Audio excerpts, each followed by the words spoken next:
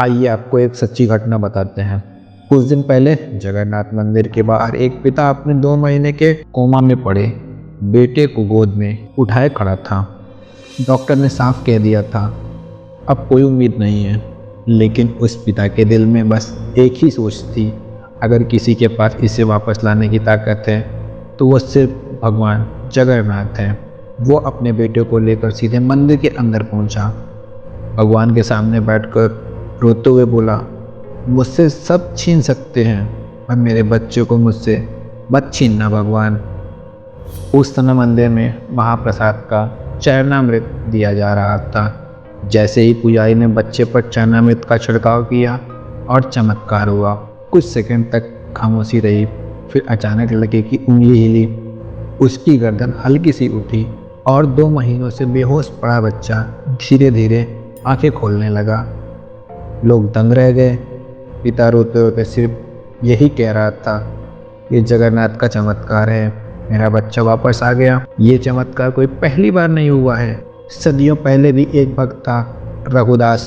रघुदास बहुत गरीब था मगर प्रेम से भगवान की सेवा करता था। वह रोज़ माला बनाकर प्रभु को चढ़ाता था, भले ही मंदिर के पुजारी उसकी माला स्वीकार न करते हों। एक दिन वो बुरी तरीके से बीमार पड़ गया। कई दिनों तक बिस्तर से उठ नहीं पाया। कोई सेवा करने वाला नहीं था। लेकिन उस रात एक अजनबी बालक उसके घर आता है। उसने बिना कुछ कहे रघुदास की सेवा शुरू कर देता है। वो खाना बनाता है, दवा देता है, पानी पिलाता है और जब भी रघुदास उससे पूछता, तुम कौन हो बेटा, तो बालक मुस्कुरा कर कहता, मैं वही हूँ जिसके लिए आप रोज़ माला बनाते थे।